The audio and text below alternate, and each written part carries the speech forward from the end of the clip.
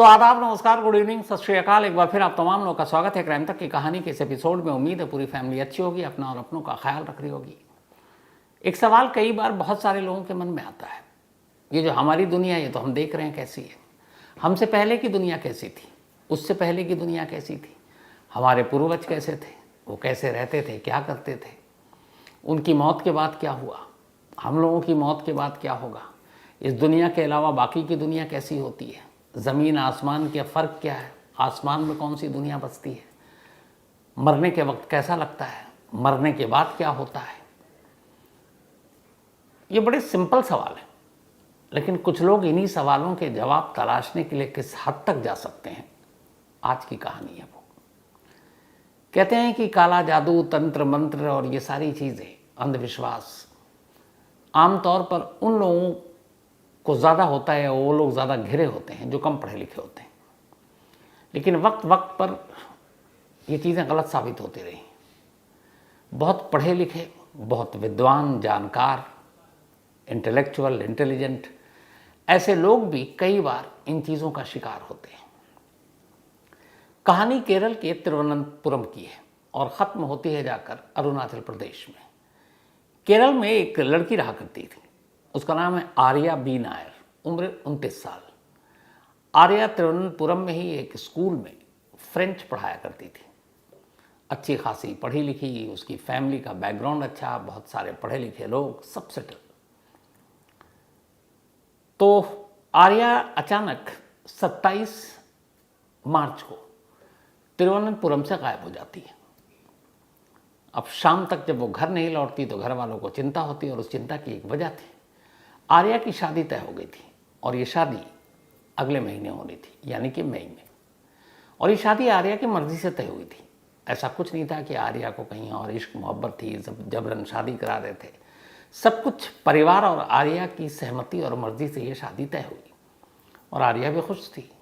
लेकिन अचानक शादी से महीने भर पहले 27 मार्च को तिरुवनंतपुरम से आर्या गायब हो जाती है और बिना किसी वजह के। घर वालों को फिक्र होती है, उसे तमाम ढूंढते हैं, तमाम दोस्तों से पूछते हैं, पता नहीं चलता। तो फिर रात को पुलिस स्टेशन में रिपोर्ट लिखा देते हैं। अब पुलिस स्टेशन जब रिपोर्ट लिखती है तो उसके बाद आर्या के मोबाइल के ज़रिए उसके लोकेशन को ट्रेस करती है। तो पहली चीज़ जो पता चलती है वो ये कि आर्या तो तिरुवनंतपुरम में है ही नहीं, वो तो असम निकल गई है और उसका उस वक्त लास्ट लोकेशन गुवाहाटी दिखाई दे रहा था। अब घर वालों को लगा कि आर्या गुवाहाटी कैसे, अब उसके बाकी के कॉल डिटेल कहाँ ले गए। तो उस कॉल डिटेल में 2 नंबर और थे जो उस शाम जिससे ज़्यादा बातचीत हुई, और गुवाहाटी पहुंचने के बाद उस नंबरों से बातचीत नहीं हुई थी। वो 2 नंबर 2 लोगों के थे, हस्बैंड वाइफ के। उनमें से एक का नाम था नवीन थॉमस, उम्र 35 साल, और दूसरे का नंबर था जो देवी थॉमस। देवी नवीन की वाइफ थी। नवीन और देवी की शादी को करीब 11 साल हो चुके थे और दोनों खुश, दोनों की फैमिली बहुत अच्छी। देवी की जो फादर वो केरला के रिनोन फोटोग्राफर थे और अच्छी खासी उनकी सोसाइटी में इज्जत, और दोनों आयुर्वेद के भी डॉक्टर। और जो देवी थी वो भी एक स्कूल में जर्मन पढ़ाया करती थी, जर्मन लैंग्वेज, उसी स्कूल में जहाँ नायर फ्रेंच पढ़ाया करती थी। और उसी स्कूल में पढ़ाने के दौरान इन दोनों की दोस्ती हुई, दोनों बहुत अच्छी सहेली बन गई और फिर एक दूसरे के घर आना जाना भी हुआ। नवीन थॉमस भी जानता था आर्या नायर को, क्योंकि उसे मालूम था उसकी वाइफ की सहेली है कि स्कूल में दोनों पढ़ाते हैं।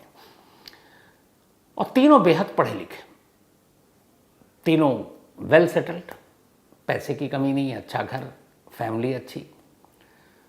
तो अब जब पुलिस ने चेक किया तो पता चला कि आर्या के साथ जो लोकेशन था, जो बातचीत हुई आखिरी, तो वो नवीन और देवी की थी, खासतौर पर देवी की, नवीन की भी नहीं।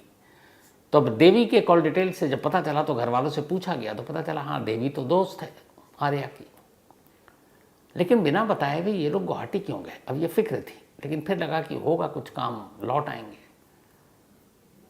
अब इसके आगे कुछ पता नहीं घर वालों को।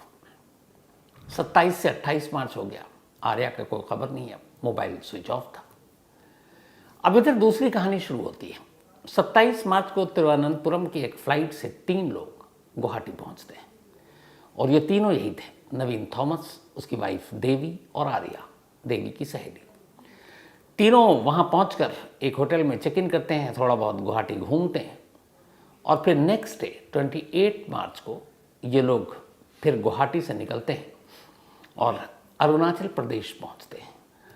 अरुणाचल प्रदेश के ज़ीरो टाउन वहाँ जाने के बाद ये लोग एक होटल में चेक इन करते हैं और इस होटल का नाम था होटल ब्लू पाइन।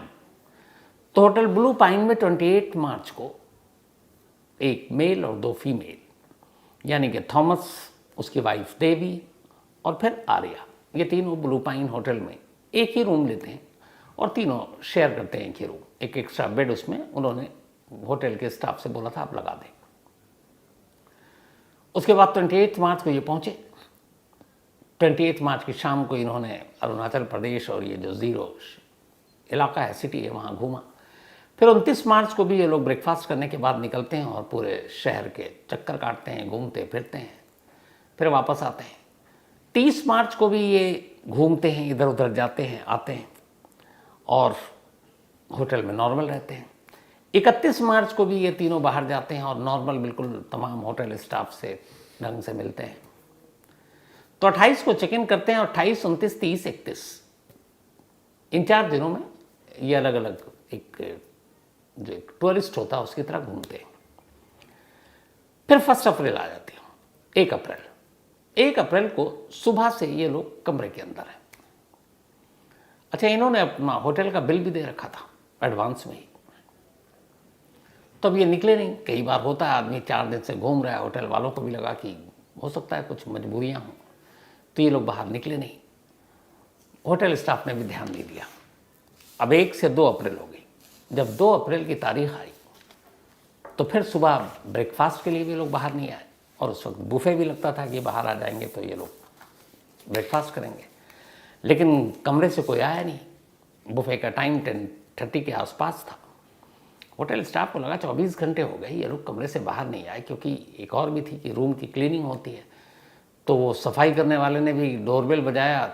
1 अप्रैल को उन्होंने खोला नहीं। कई बार होता है कि ठीक है बिजी होंगे, लेकिन जब 2 अप्रैल की सुबह भी मॉर्निंग में डोरबेल बजाया गया, खुला नहीं, ब्रेकफास्ट के लिए आए नहीं, तब होटल के स्टाफ ने जाकर अपने मैनेजर को खबर दी। मैनेजर को लगा कि भाई कुछ गड़बड़ ना हो, तो उसने रूम में कॉल करना शुरू किया, लेकिन रूम में लैंडलाइन फ़ोन बजता रहा, किसी ने फ़ोन उठाया नहीं। इसके बाद किसी को भेजा होटल स्टाफ को, डोरबेल बजाया, खुला नहीं। काफ़ी देर हो गई। जो नंबर उन्होंने रजिस्टर पर लिखाया था उस नंबर से मोबाइल पे भी कॉल किया, कोई जवाब नहीं। सुबह के लगभग 10:30 बज गए।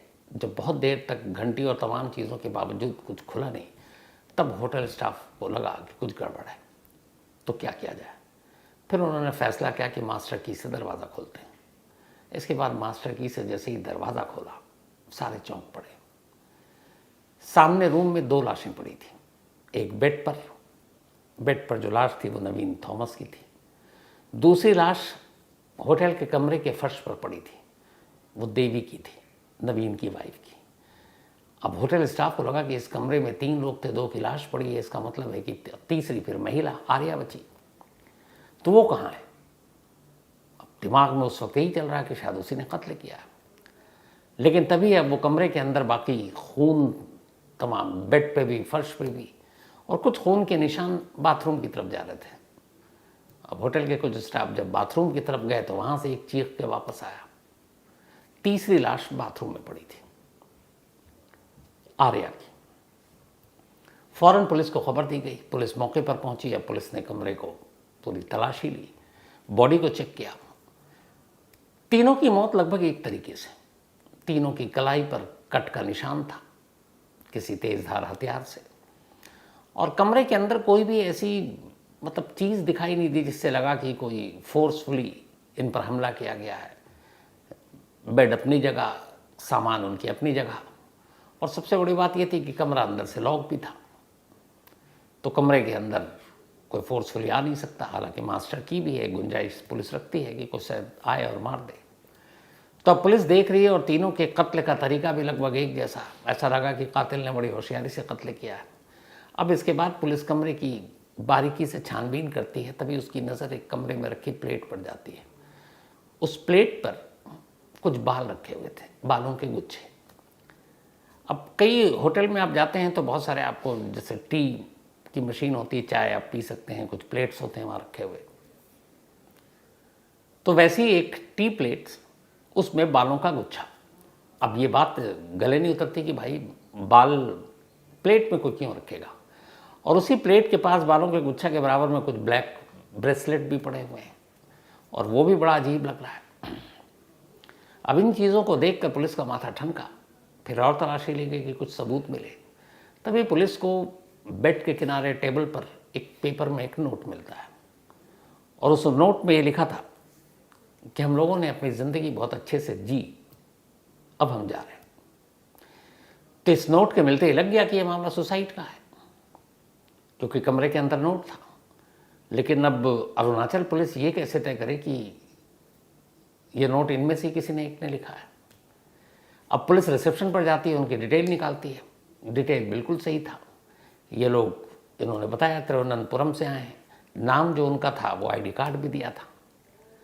सबसे बड़ी चीज़ ये थी कि जो सुसाइड नोट 2 लाइन का लिखा था कि हम लोगों ने अपनी ज़िंदगी बहुत अच्छे से जी, अब जा रहे हैं, उसके बाद उन्होंने नीचे एक फ़ोन नंबर लिखा था, और ये फ़ोन नंबर देवी के फादर का था, वही देवी के फादर जो एक रिनोन्ड फोटोग्राफर थे। तो सुसाइड नोट के साथ वो फ़ोन नंबर, पुलिस ने फ़ौरन उस नंबर पर फ़ोन किया और पूछा, तो उन्होंने बताया कि हाँ, देवी मेरी बेटी है और नवीन मेरा दामाद, इनकी 11 साल पहले शादी हुई, लेकिन आप क्यों पूछ रहे हैं। तब पुलिस ने बताया कि ये मामला है, और एक तीसरी लाश भी मिली है जिसका नाम आर्या है। तो आप क्या जानते हैं? उन्होंने कहा हाँ, आर्या को भी मैं जानता हूँ, मेरी बेटी की फ्रेंड है वो। अब इधर आर्या के फैमिली को भी, चूंकि केरल पुलिस ने गुमशुदगी की रिपोर्ट लिखी थी आर्या के फादर के कहने पर, तो उनके ज़रिए अब केरल पुलिस और आर्या के फादर को भी ये खबर दी गई। अब उन्होंने कहा गया कि आप आइए यहाँ 0 अरुणाचल प्रदेश। पुलिस ने लाश को उठाया, पोस्टमार्टम रिपोर्ट के लिए भेज दिया। सुसाइड नोट जब फैमिली वालों को दिखाया गया तो पहचान लिया कि राइटिंग जो है ये थॉमस की है। हालांकि उसके बावजूद पुलिस ने उसको फॉरेंसिक एक्सपर्ट, फॉरेंसिक एग्जामिन के लिए भेज दिया।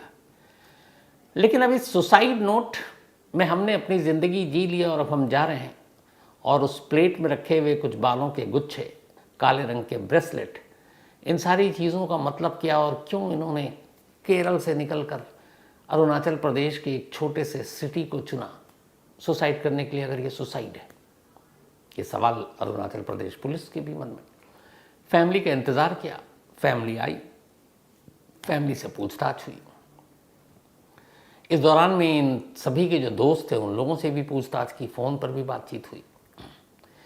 तो जब बातचीत हुई तो पहली बार देवी के फादर ने कहा कि पिछले कुछ वक्त से मेरी बेटी और मेरा सन इन लॉ, दामाद जो है नवीन, ये लोग बड़े सोसाइटी से अलग कट कर रहते थे। दोनों आयुर्वेद के डॉक्टर थे, अच्छी खासी इनकी इनकम थी, पार्ट टाइम में ये स्कूलों में पढ़ाते थे, और बेटी भी उनकी जर्मन पढ़ाती थी। उनका जो दामाद है वो भी फ्रेंच पढ़ाया करता था एक अलग स्कूल में, और सब कुछ ठीक था। 11 साल की शादीशुदा ज़िंदगी में कभी झगड़ा नहीं, दोनों पति पत्नी में बहुत प्यार, और जो सहेली थी उसकी आर्या, उसके साथ भी देवी का बड़ा अच्छा रिश्ता था। तो फिर यहाँ आकर क्यों? अब पुलिस को भी इस सवाल के जवाब तलाशने थे, तो बहुत सारे लोगों से पूछताछ की। इसके बाद अब पुलिस ने इसी दौरान में अपनी जांच ये की कि देवी, आर्या और नवीन थॉमस, इन तीनों के ऑनलाइन पर क्या एक्टिविटीज़ थी उसको टटोलना शुरू किया। जब तीनों के ऑनलाइन इंटरनेट पे क्या क्या ये सर्च करते हैं, वहाँ पर जब गए ये, तो बड़ी अजीब अजीब चीज़ें ये लोग सर्च कर रहे थे, और वो सर्च पिछले 1 महीने या 1.5 महीने से चल रहा था। जो मेनली तीनों ने अलग अलग अपने अपने इंटरनेट, अपने अपने पासवर्ड से सर्च किया, नवीन ने, देवी ने या फिर आर्या ने, उसमें जो कॉमन चीज़ें थी वो ये थी। एक, लाइफ आफ्टर डेथ, मौत के बाद की ज़िंदगी कैसी होती है। एग्जिस्टेंस ऑफ एलियंस, क्या एलियन हैं। इसके अलावा इंटरगैलेक्टिक ट्रैवल, मतलब ब्रह्मांड की यात्रा, ब्रह्मांड में क्या है, कैसे क्या कुछ हो सकता है। डिफरेंट रियम्स, मतलब अलग अलग, जो पहले की दुनिया, बाद की दुनिया, उससे पहले की दुनिया, आने वाली दुनिया। तो ये डिफरेंट अलग अलग चीज़ें हैं जो हमारे पूर्वजों हम सब ने गुजारी, ये क्या है। तो जब ये सारे सर्च सामने आए पुलिस वालों के, और वो सुसाइड नोट कि हमने अपनी ज़िंदगी बहुत अच्छे से जी ली, अब हम जा रहे हैं, और यहाँ सर्च में इंटरनेट पे ये दिख रहा है कि लाइफ आफ्टर डेथ, इसके अलावा ब्रह्मांड की यात्रा, क्या एलियंस होते हैं, इन सारी चीज़ों को जब पुलिस ने देखा तो फिर उस सुसाइड नोट के साथ जब मिलान किया तो शुरुआत ही यही है कि इन तीनों ने अपनी जान दी। फिर फैमिली वालों से जब पहुंचे और पूरी पूछताछ हुई तो उन्होंने इस बात की गवाही दी कि पिछले कुछ वक्त से तीनों ब्लैक मैजिक और इस दुनिया के बाहर की दुनिया के बारे में ज़्यादा बात करते थे, और इन्होंने बड़ा अपने आप को एक समेट लिया था। इनके सर्किल में कोई और आता ही नहीं था, बस यही तीन लोग थे, देवी, उसकी दोस्त आर्या और नवीन। और ये लोग जितने टाइम फ्री होते, चाहे स्कूल में वो लोग पार्ट टाइम पढ़ाती थी, नवीन अपना आयुर्वेद का काम करता था, और देवी भी आयुर्वेद की डॉक्टर थी, तो बाकी टाइम ये लोग तीनों घंटों बैठकर बात करते थे। और जब इंटरनेट का ये सर्च सामने आया तो पता चला कि ये क्या सर्च करते थे। ये सर्च करते थे ज़िंदगी के बाद की मौत, मौत के बाद की ज़िंदगी, मौत के बाद की कहानी, एलियंस की मौजूदगी, ब्रह्मांड का सफ़र, पूर्वजों की ज़िंदगी, पूर्वजों की मौत, और इन सारी चीज़ों में वही सवाल कि ज़िंदगी तो हम सब देख रहे हैं, ज़िंदगी के बाद की जो ज़िंदगी होती है आफ्टर डेथ, वो कैसी होती है, मौत के बाद क्या होता है, कैसे होता है, क्यों होता है। अब आप सोचिए, तीन लोग, पति पत्नी और उसकी एक दोस्त, तीनों बेहद पढ़े लिखे, फॉरेन लैंग्वेज पढ़ाने वाले, मतलब जर्मन भी वो जानते, फ्रेंच भी वो जानते, इंग्लिश भी वो जानते, लोकल लैंग्वेज भी वो जानते, आयुर्वेद के एक्सपर्ट, और ऐसे पढ़े लिखे इंटेलेक्चुअल लोग इन सवालों में उलझ गए कि इस जिंदगी के पार दूसरी जिंदगी का सच क्या है। ठीक है, ऐसे बहुत सारे सवाल मन में होते हैं जिनके जवाब तलाशने चाहिए, लेकिन उन सवालों के जवाब को तलाशने के लिए आपकी ज़िंदगी खुद सवाल बन जाए और आप ये कदम उठाएं, इसका क्या मतलब है। अरुणाचल प्रदेश पुलिस का मानना है कि ये सारे जो सबूत आए उसके बाद उनके जो उन्होंने कहा है वो यही है कि शायद ये सभी यहाँ इसीलिए आए थे कि 3-4-5 दिन पहले ज़िंदगी को एंजॉय करेंगे, और उसके बाद ज़िंदगी के बाद की ज़िंदगी यानी आफ्टर डेथ क्या होता है उसका एक्सपीरियंस लेंगे, और उस एक्सपीरियंस को लेने के लिए ज़रूरी है कि पहले तीनों मरे, और वही हुआ। इससे पहले भी इस तरह की कई कहानियाँ आपको सुनाया हूँ, लेकिन यहीं पे एक मिथ टूटता है कि बहुत सारे लोग अंधविश्वास फैलाते हैं, बहुत सारे तंत्र मंत्र ओझा ये सारी चीज़ें छोटी छोटी जगहों पर होती हैं, लेकिन तिरुवनंतपुरम के तीन लोग वहाँ से एक लंबा सफ़र, गुवाहाटी से अरुणाचल, और फिर ये सारी चीज़ें। हालांकि इस सारी चीज़ें में सारे सबूत, और अरुणाचल प्रदेश पुलिस का मानना है कि कहीं इसमें फाउल प्ले नहीं है, क्योंकि सीसीटीवी कैमरे से भी ये क्लियर हो गया कि उस कमरे में कोई और गया नहीं। तो फिर वजह यही है, और सुसाइड नोट में जो लिखा और उनके जो इंटरनेट पे सर्च है। लेकिन इस सवाल का जवाब मिलना भी बाकी है कि अगर उन्हें यही कदम उठाना था तो फिर तिरुवनंतपुरम से सैकड़ों मील या कई हज़ार किलोमीटर का सफ़र तय कर अरुणाचल प्रदेश क्यों पहुँचे। आखिर उनके इस कदम से उस शहर या उस इलाके, उसका क्या रिश्ता है, क्या पता कुछ और ऐसे राज हों जो आने वाले वक्त में पता चल जाए, और अगर ऐसा होगा तो मैं आपको ज़रूर पहुँचाऊँगा।